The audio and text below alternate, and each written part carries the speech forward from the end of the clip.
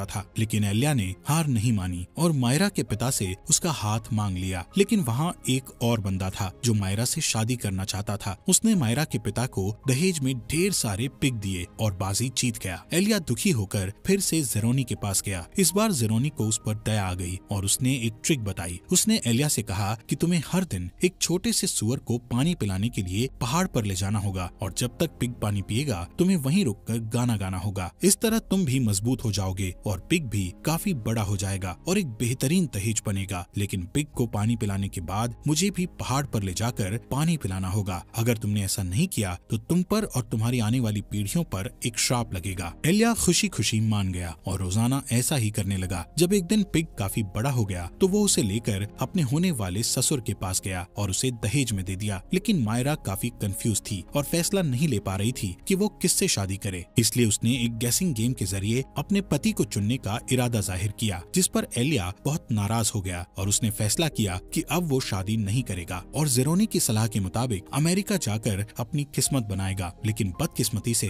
वो उस दिन जेरोनी को पानी पिलाना भूल गया और उससे मिले बिना ही वहाँ से निकल गया, जिस पर जेरोनी ने उसके खानदान को श्राप दे दिया। अब सीन प्रेजेंट में आ जाता है, जहाँ मिस्टर सर गड्ढों के पास अपना ट्रक लेकर आते हैं ताकि लड़के लोग अपनी पानी की बोतल भर सकें और तभी लड़के स्टैनली के हाथ में हुए पहले छाले को देखकर उसे चिढ़ाते हैं। आज सबसे पहले जीरो का काम खत्म हुआ था, वो सबसे फास्ट गड्ढा खोदता था। आखिर में जब स्टैनली का काम खत्म होता है तो कोई भी बाहर निकलने में उसकी हेल्प नहीं करता और उसे खुद ही बाहर निकलने का हुनर भी सीखना पड़ता है। जब वो वापस टाउन में आ जाता है तो देखता है कि मिस्टर सर उस पर बंदूक ताने खड़े हैं, पर असल में वो एक येलो स्पॉटेड लिजर्ड पर निशाना लगा रहे थे। उनका निशाना चूक जाता है और लिजर्ड जंप मारकर स्टैनली पर अटैक करने जाती है, लेकिन तभी मिस्टर सर दोबारा गोली चलाते हैं और इस बार लिजर्ड मर जाती है। दिन बीतने लगते हैं और धीरे धीरे स्टैनली वहाँ की जिंदगी का आदी हो जाता है। वो रोज सुबह जल्दी उठता है, नाश्ते में वही बीन्स खाता है और उसके बाद काम पर चला जाता है, जहाँ दिन भर गड्ढे खोदते हुए उसके हाथों में और ज्यादा फफोले पड़ने लगते हैं। कई बार खतरनाक जानवरों से उसका सामना भी होता है, तो कभी बाथरूम में शावर काम नहीं करता। इन सब परेशानियों के अलावा दूसरे लड़के भी उसे परेशान करते रहते हैं, उसका मजाक उड़ाते हैं और उसे सॉफ्टी कहकर चिढ़ाते हैं। स्टैनली उनसे उलझकर अपनी मुसीबतें बढ़ाना नहीं चाहता था, इसलिए शांत रह जाता है और जब वो अपनी मॉम को खत लिखता है तो उसे बताता है कि वो वहाँ बहुत एंजॉय कर रहा है और वो एक नॉर्मल समर कैंप की तरह बहुत ही बढ़िया जगह है। एक दिन शाम को गड्ढा खोदते हुए स्टैनली को एक फॉसिल मिलता है जिसे वो पेंडांस्की के पास लाता है, लेकिन डॉक्टर कहता है कि वार्डन को फॉसिल से कोई मतलब नहीं है। फिर वो उसे बताता है कि इस एरिया में कभी झील हुआ करती थी और इसके चारों तरफ फैली हुई जमीन वार्डन के ग्रैंडफादर की थी। और इसी के साथ मूवी फ्लैशबैक में चली जाती है, जहाँ दिखाया जाता है कि वो